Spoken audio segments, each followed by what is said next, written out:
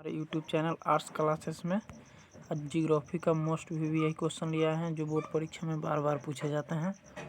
अगर वीडियो अच्छा लगे तो मेरे चैनल को सब्सक्राइब और करें और शेयर ज़रूर कर दें। चलिए तो शुरू करते हैं वीडियो को।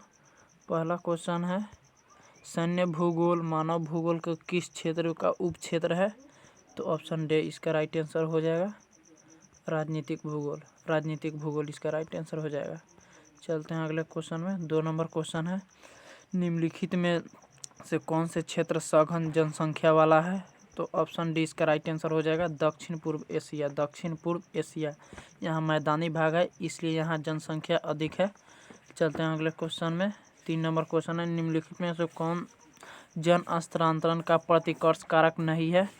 तो ऑप्शन ए इसका राइट आंसर हो जाएगा। शैक्षणिक सुविधा प्रतिकर्षक कारक नहीं है। चलते हैं अगले क्वेश्चन में। 4 नंबर क्वेश्चन है, जनसंख्या वृद्धि दर सर्वाधिक है? तो ऑप्शन ए इसका राइट आंसर हो जाएगा। अफ्रीका में जनसंख्या वृद्धि दर अफ्रीका में अधिक है। जनसंख्या सबसे अधिक किस महादेश का है? तो एशिया महादेश का। और देश पूछे तो चीन देश का। सबसे अधिक जनसंख्या चीन देश का है और दूसरे नंबर पर भारत है। चलते हैं अगले क्वेश्चन में। अगला क्वेश्चन है, 1650 ईस्वी में विश्व की जनसंख्या थी 1650 ईस्वी में विश्व की जनसंख्या 55 करोड़ थी। 1650 ईस्वी में विश्व की जनसंख्या 55 करोड़ थी। निम्नलिखित संख्या में कौन जनसंख्या के कार्यशील आयु वर्ग का प्रतिनिधित्व करता है? तो 15 से 59 साल कार्यशील जनसंख्या में आता है। चलते हैं अगले क्वेश्चन में। 6 नंबर क्वेश्चन है, निम्नलिखित देशों में से किसका लिंगानुपात विश्व में सर्वाधिक है? तो लैटविया का सर्वाधिक है। चलते हैं अगले क्वेश्चन में। 7 नंबर क्वेश्चन है, निम्नलिखित में से कौन मानव विकास सूचकांक का मापक है? तो स्वास्थ्य, शिक्षा, संसाधनों तक पहुँच, तो उपयुक्त सभी हो जाएगा। चलते हैं अगले क्वेश्चन में। 8 नंबर क्वेश्चन है, निम्नलिखित विद्वानों में से किसने मानव विकास सूचकांक को प्रतिपादित किया? तो ऑप्शन सी इसका राइट आंसर हो जाएगा। डॉक्टर महबूब उल हक जो पाकिस्तान के थे। चलते हैं अगले क्वेश्चन में। 9 नंबर, मानव विकास सूचकांक में विश्व में निम्नलिखित देशों में से किसकी कोटि उच्चतम है? तो नॉर्वे की सबसे अधिक है। नॉर्वे की इसमें सबसे अधिक है मानव विकास सूचकांक। चलते हैं अगले क्वेश्चन में। फूलों की कृषि क्या कहलाती है? तो पुष्प उत्पादन। फूलों की खेती पुष्प उत्पादन कहलाती है। चलते हैं अगले क्वेश्चन में। 11 नंबर क्वेश्चन है, सहकारी कृषि अधिक फसल रही है? तो डेनमार्क में। सहकारी फसल डेनमार्क में सबसे अधिक रही है।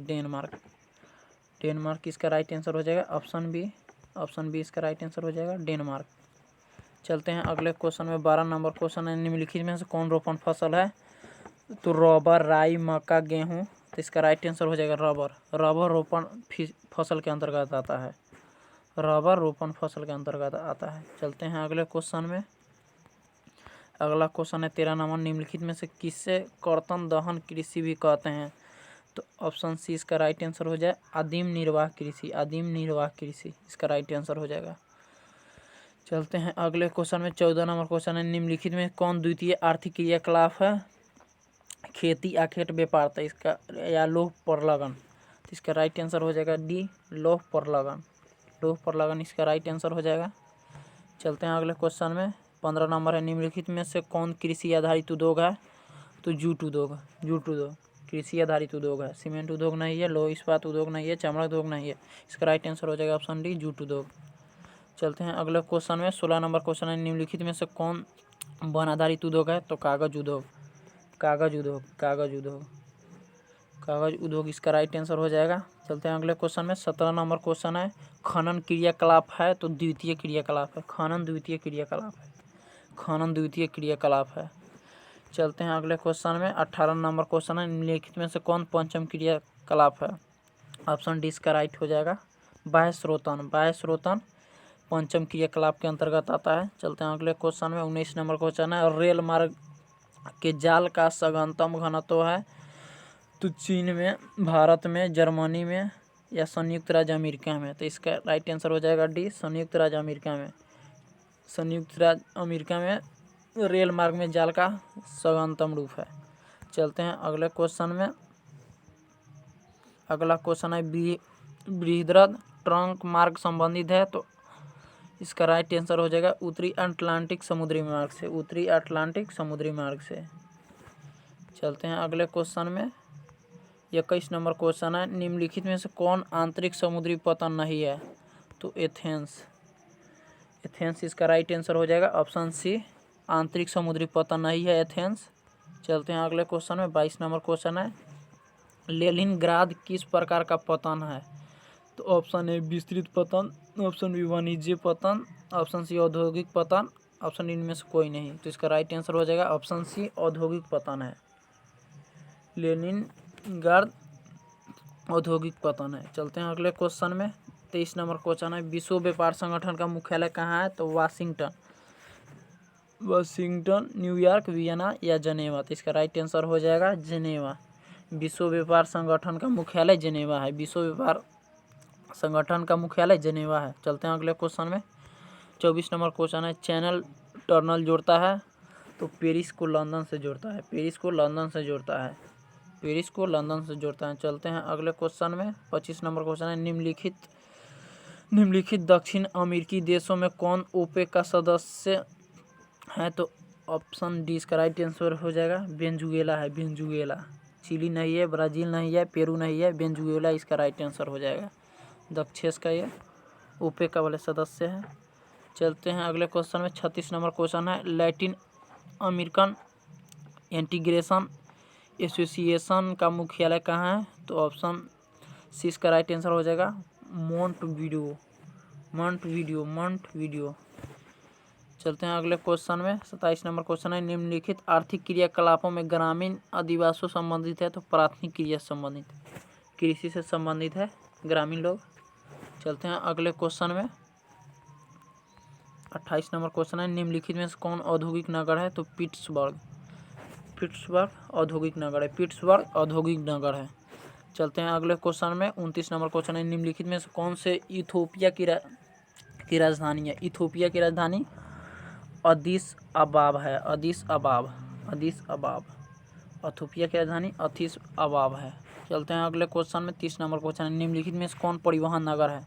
तो सिंगापुर, मक्का, लंदन, बीजिंग। तो इसका राइट आंसर हो जाएगा सिंगापुर, सिंगापुर है जो परिवहन नगर है, सिंगापुर इसका राइट आंसर हो जाएगा ऑप्शन है, सिंगापुर परिवहन नगर है। चलते हैं अगले क्वेश्चन में। 31 नंबर क्वेश्चन है, निम्नलिखित में से कौन नियोजित नगर है? कैनबरा, लाहौर, धनबाद, इनमें से कोई नहीं। तो इसका राइट आंसर हो जाएगा ऑप्शन है कैनबरा, कैनबरा इसका राइट आंसर हो जाएगा। चलते हैं अगले क्वेश्चन में। 36 नंबर क्वेश्चन है, किस भाषा परिवार की जनसंख्या सबसे कम है? चीनी तिब्बती, चीनी तिब्बत की भाषा समूह सबसे अधिक है और सबसे कम है चीनी तिब्बती की, और सबसे अधिक भारतीय आर्य की भाषा सबसे अधिक है। चलते हैं अगले क्वेश्चन में। 32 नंबर क्वेश्चन है, 2011 की जनगणना के अनुसार भारत की जनसंख्या घनत्व कितनी थी? तो इसका राइट आंसर हो जाएगा 382 वर्ग किलोमीटर, 382 वर्ग किलोमीटर। 2011 की जनगणना के अनुसार भारत की जनसंख्या घनत्व 382 वर्ग किलोमीटर थी। प्रति वर्ग किलोमीटर में 382 लोग निवास करते हैं भारत में। चलते हैं अगले क्वेश्चन में। अगला क्वेश्चन है 33 नंबर, 2011 की जनगणना के अनुसार भारत की किस राज्य की जनसंख्या सबसे कम है? तो सिक्किम की, सिक्किम की, सिक्किम की सबसे कम है और सबसे अधिक उत्तर प्रदेश की है, सबसे कम सिक्किम की है। 2011 की जनगणना के अनुसार सिक्किम राज्य की जनसंख्या सबसे कम है और सबसे अधिक उत्तर प्रदेश की है। चलते हैं अगले क्वेश्चन में। 2011 की जनगणना के अनुसार किस राज्य की जनसंख्या घनत्व सर्वाधिक है? तो बिहार की, बिहार की जनसंख्या घनत्व सर्वाधिक है, सर्वाधिक है। प्रति वर्ग किलोमीटर में 1106 लोग निवास करते हैं बिहार में। प्रति वर्ग किलोमीटर में 1106 लोग निवास करते हैं, 1106 लोग प्रति वर्ग किलोमीटर में बिहार में। चलते हैं अगले क्वेश्चन में। अगला क्वेश्चन है, किस राज्य की सर्वाधिक जनसंख्या अप्रवासी आते हैं? तो महाराष्ट्र में, महाराष्ट्र में जनसंख्या अधिक हो जाता है। चलते हैं अगले क्वेश्चन में। अगला क्वेश्चन है 36 नंबर। भारत में पुरुष प्रवास की प्रमुख धारा क्या है? ग्रामीण से नगरीय।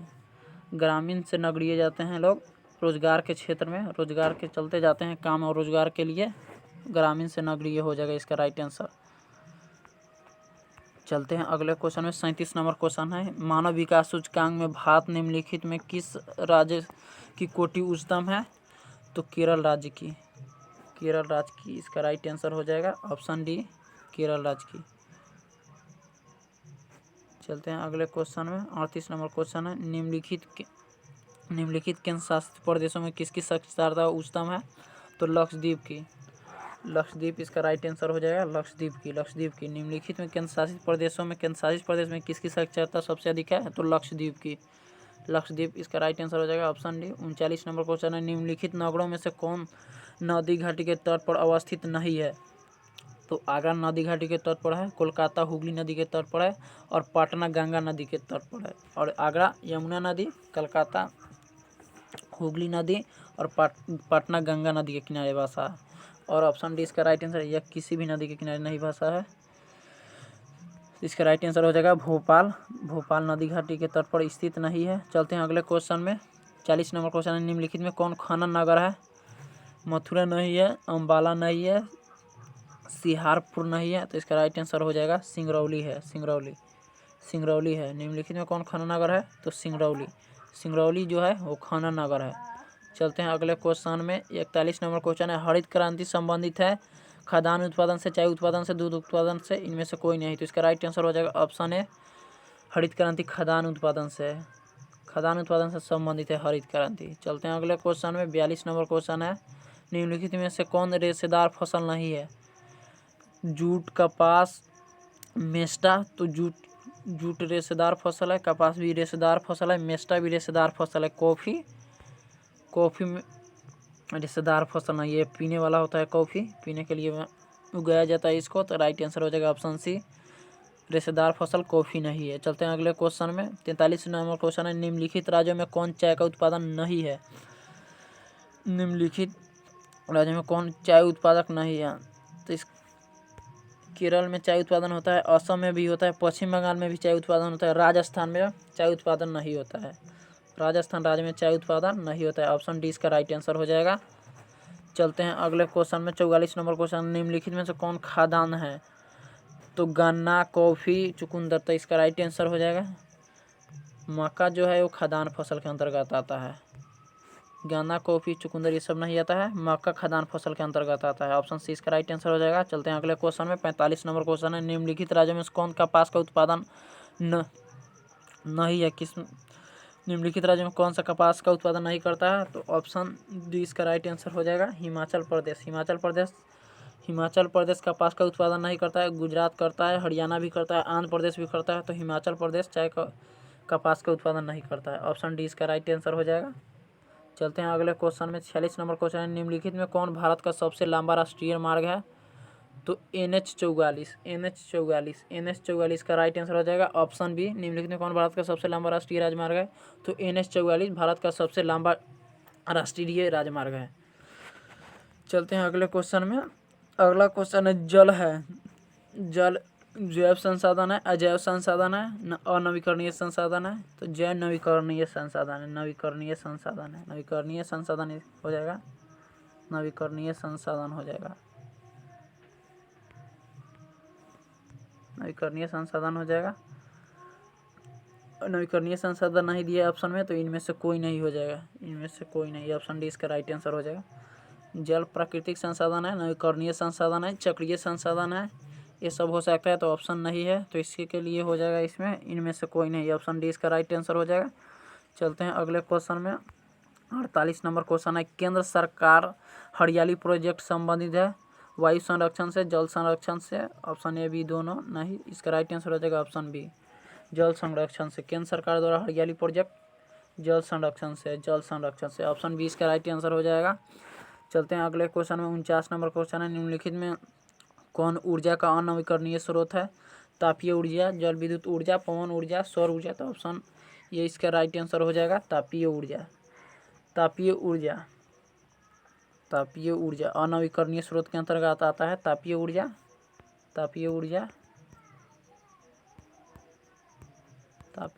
अनवीकरणीय स्रोत के अंतर्गत आता है। चलते हैं अगले क्वेश्चन में। अगला क्वेश्चन है हीराकुंड परियोजना अवस्थित है किस देश में? हीराकुंड परियोजना अवस्थित है तो ऑप्शन है उड़ीसा में, छत्तीसगढ़ में, मध्य प्रदेश में, झारखंड में। तो ऑप्शन ए इसका राइट आंसर हो जाएगा। हीराकुंड परियोजना उड़ीसा में स्थित है। ऑप्शन ए इसका राइट आंसर हो जाएगा। उड़ीसा में स्थित है। चलते हैं अगले क्वेश्चन में। अगला क्वेश्चन है निम्नलिखित में राज्यों में किस में काकरापारा नाभिकीय ऊर्जा केंद्र अवस्थित है? तो महाराष्ट्र में, कर्नाटक में, गुजरात में, राजस्थान में। ऑप्शन सी इसका राइट आंसर हो जाएगा। गुजरात में। काकरापारा गुजरात में स्थित है। काकरापारा गुजरात में स्थित है। चलते हैं अगले क्वेश्चन में। 51 नंबर क्वेश्चन है खेतरी तांबा क्षेत्र किस राज्य में स्थित है? तो ऑप्शन ए है मध्य प्रदेश में, ऑप्शन बी है झारखंड में, ऑप्शन सी गुजरात में, ऑप्शन डी राजस्थान में। तो ऑप्शन डी इसका राइट आंसर हो जाएगा राजस्थान में। खेतरी तांबा राजस्थान में स्थित है। बहुत महत्वपूर्ण क्वेश्चन है। चलते हैं अगले क्वेश्चन में। बोकारो इस्पात केंद्र स्थित है तो ऑप्शन है मिश्रित क्षेत्र में, ऑप्शन बी है निजी क्षेत्र में, ऑप्शन सी है सार्वजनिक क्षेत्र में। इनमें से कोई नहीं। तो ऑप्शन सी इसका राइट आंसर हो जाएगा सार्वजनिक क्षेत्र में। ऑप्शन सी इसका राइट आंसर हो जाएगा। बोकारो इस्पात केंद्र सार्वजनिक क्षेत्र में स्थित है। चलते हैं अगले क्वेश्चन में। 53 नंबर क्वेश्चन है निम्नलिखित कोयला खदानों में कौन झारखंड में नहीं है? बोकारो झारखंड में है, गिरिडीह झारखंड में है, झरिया झारखंड में है और सिंगरौली झारखंड में नहीं है। तो ऑप्शन डी इसका राइट आंसर हो जाएगा। कोयला खदान सिंगरौली है जो झारखंड में नहीं है। चलते हैं अगले क्वेश्चन में। 54 नंबर क्वेश्चन है निम्नलिखित राज्यों में किसमें प्रमुख तेल क्षेत्र अवस्थित है? तो ऑप्शन है राजस्थान में, ऑप्शन बी बिहार में, ऑप्शन सी असम में, ऑप्शन डी तमिलनाडु में। तो ऑप्शन सी इसका राइट आंसर हो जाएगा। असम में जो डिगबोई है वह पेट्रोलियम तेल के लिए प्रसिद्ध है, इसलिए ऑप्शन सी इसका राइट आंसर हो जाएगा। असम में तेल मिलता है। 55 नंबर क्वेश्चन है नई औद्योगिक नीति की घोषणा कब की गई? तो 1991 में। नई औद्योगिक नीति घोषणा कब की गई? तो 1991 में नई औद्योगिक नीति की घोषणा की गई। चलते हैं अगले क्वेश्चन में। अगला क्वेश्चन है निम्नलिखित में कौन औद्योगिक अव्यवस्थापन का प्रमुख कारक है? अव्यवस्थापन का तो बाजार, पूंजी, ऊर्जा, तीन में से सभी की ज़रूरत होती है। औद्योगिक स्थापना के लिए सभी की ज़रूरत होती है। बाजार की भी आवश्यकता होती है, पूंजी की भी आवश्यकता होती है, ऊर्जा की आवश्यकता होती है। तो ऑप्शन डी इसका राइट आंसर हो जाएगा इनमें से सभी। चलते हैं अगले क्वेश्चन में। 56 नंबर क्वेश्चन है भारत में वायु परिवहन सेवा शुरुआत की गई थी कब की गई थी? वायु परिवहन कब शुरुआत की गई थी? तो ऑप्शन बी इसका राइट आंसर हो जाएगा 1911 में। वायु परिवहन सेवा कब शुरुआत की गई थी? तो 1911 में। चलते हैं अगले क्वेश्चन में। 57 नंबर क्वेश्चन है निम्नलिखित में कौन पूर्व मध्य रेलवे मंडल का मुख्यालय है? तो ऑप्शन डी इसका राइट आंसर हो जाएगा हाजीपुर पूर्व मध्य रेलवे का मुख्यालय है हाजीपुर। ऑप्शन डी इसका राइट आंसर हो जाएगा। चलते हैं अगले क्वेश्चन में। 58 नंबर क्वेश्चन है उत्तर दक्षिण ग्वालियर जोड़ता है। तो ऑप्शन सी इसका राइट आंसर हो जाएगा। श्रीनगर को कन्याकुमारी से उत्तर दक्षिण ग्वालियर जोड़ता है। श्रीनगर